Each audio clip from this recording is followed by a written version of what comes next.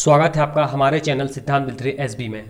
हम लोग हिंदी पेडागोजी यानी कि हिंदी शिक्षा शास्त्र के बहुत ही महत्वपूर्ण कंसेप्ट की जो क्लास है, जो यूट्यूब पे शायद मैं पहली बार स्टार्ट कर रहा हूँ और मैंने अभी तक देखा है किसी ने भी स्टार्ट नहीं कराई है और ना पहले किसी ने कराई है। बड़े बड़े यूट्यूबर हैं, उनने भी नहीं कराई है।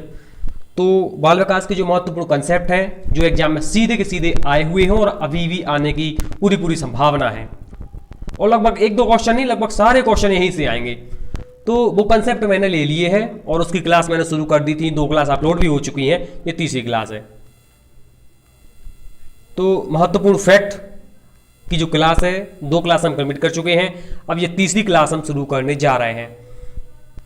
तो जिसमें पहला है कि 3 वर्ष के आयु में बालक का शब्द भंडार कितना होना चाहिए या बालक कितने शब्द सीख लेता है। तो सीधा सा इसका उत्तर है कि 3 वर्ष की आयु में बालक 1000 शब्द सीख लेता है। कितने शब्द सीख लेता है? 1000 शब्द सीख लेता है 3 वर्ष की आयु में। अगला है, बच्चा बड़ों के बीच एक विदेशी की तरह होता है। ये किसने कहा है? पूछा गया प्रश्न है कि बच्चा बड़ों के बीच एक विदेशी की तरह होता है। छोटा बच्चा है और सब लोग बड़े बड़े हैं, तो उनके बीच जो बच्चा है एक विदेशी की तरह होता है। मतलब उसको उतना भाषा का ज्ञान नहीं होता है, बड़ों को भाषा का उतना सारा ज्ञान होता है, बच्चे को उतना भाषा का ज्ञान नहीं होता, इसलिए वो एक विदेशी की तरह होता है, एक फॉरेनर की तरह होता है। ये किसने कहा?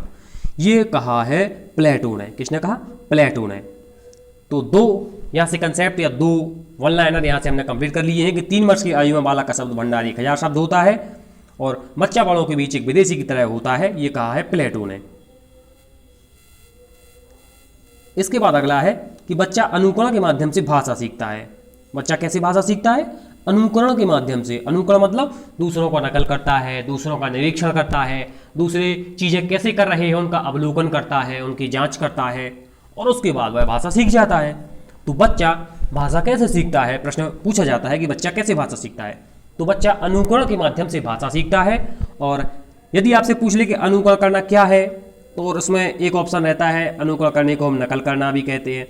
तो आपको नकल करना नहीं लगाना है। वास्तविकता में तो होता तो यही है, वो दूसरों की नकल करता है, उनके व्यवहार की कॉपी करता है, लेकिन ऐसा हमें लगाना नहीं है, क्योंकि जो सीटेट वाले हैं, जो सीबीएसई है, जो मनोविज्ञान है, वो इसको नकल करना नहीं मानता अनुकरण को। वो मानते हैं कि बच्चा दूसरों का निरीक्षण कर रहा है, दूसरों के व्यवहार की जाँच कर रहा है, दूसरों के व्यवहार का अवलोकन कर रहा है, ये मानते हैं। लेकिन उतना छोटा बालक इतनी सारी चीज़ें नहीं कर पाता है, करता वो नकल ही है।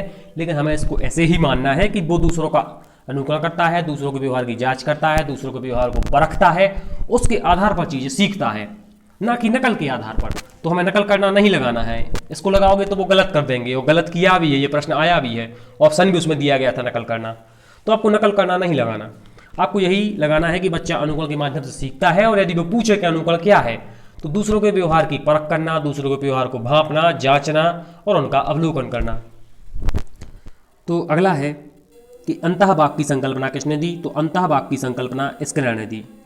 सीधा प्रश्न पूछा गया एग्जाम में कि अंतःवाक्य की संकल्पना किसने दी? तो स्किनर ने दी। यदि आपको ना पता हो तो ये प्रश्न लिखते जाएं, बाकी मैं आपको PDF तो सेंड कर ही दूंगा। अगला है, भाषा में आकलन भाषा सीखने में सबसे बड़ा बाधक तत्व है। यदि भाषा में आप बच्चों का आकलन करते हैं, मतलब बच्चों का टेस्ट लेते हैं कि बच्चे ने कितनी भाषा सीखी है, तो उसको कितनी भाषा सीखनी चाहिए, यदि आप टेस्ट लेते हैं उसका, तो ये भाषा सीखने में बाधा उत्पन्न करता है, फिर वो भाषा नहीं सीख पाएंगे। यदि आप बार बार उसका टेस्ट लेंगे, बार बार आकलन करेंगे कि तुम इतनी एज के हो गए हो, तुम्हें अभी तक इतनी भाषा सीख जानी चाहिए, तुमने इतनी भाषा नहीं सीखी है, तुम क्या कर रहे हो, तो हमें उसका आकलन नहीं करना। आकलन करोगे वो बात करने से झिझकेगा, वो बात करना ही बंद कर देगा। भाषा सीखना तो ठीक है, और फिर वो बात नहीं करेगा तो भाषा कैसे सीखेगा?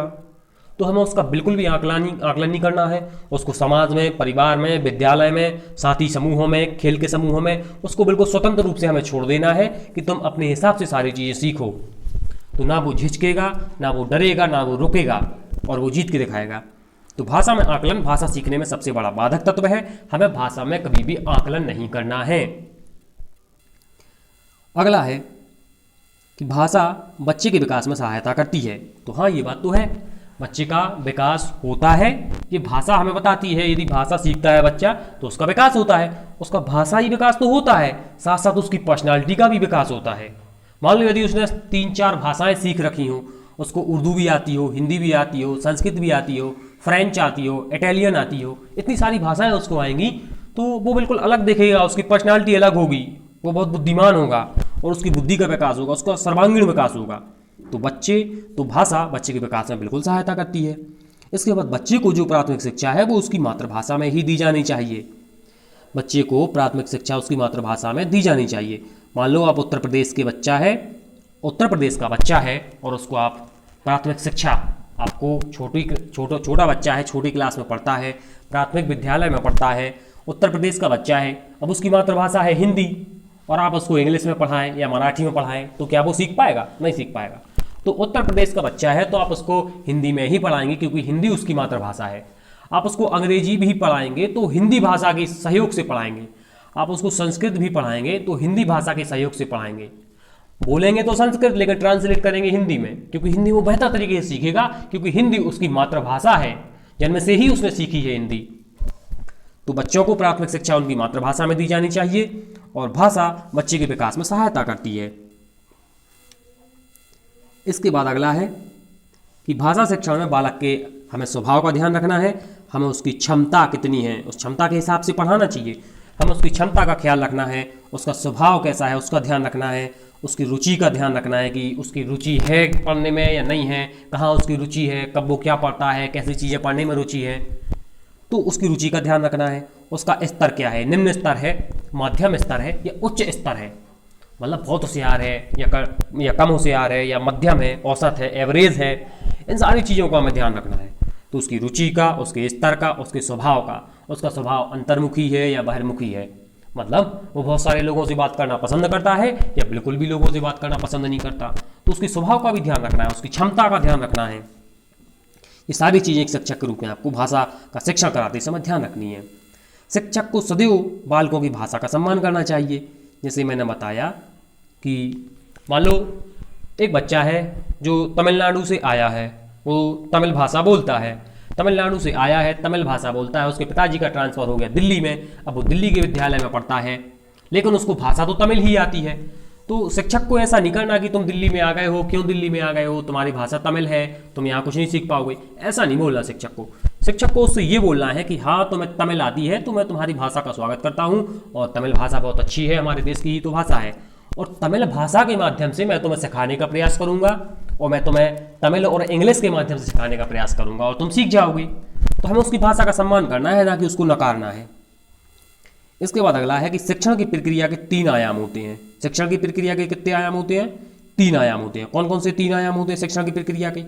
एक होता है अध्यापक, एक होता है छात्र, एक होता है विषय वस्तु।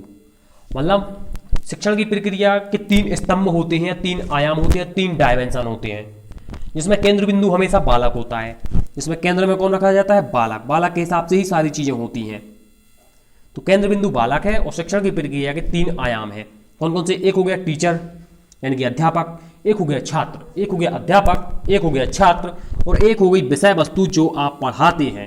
जो आप पढ़ाते हैं वो कंटेंट हो सकता है, आप पुस्तक पढ़ाते हो, बाल साहित्य पढ़ाते हो, कविताएं सुनाते हो, प्रेरक प्रसंग सुनाते हो, कहानी सुनाते हो, बाल सभा में एक्टिविटीज़ आयोजित होती हैं, ये सारी कंटेंट के अंतर्गत आती हैं। विषय वस्तु जो आप पढ़ाते हैं वो।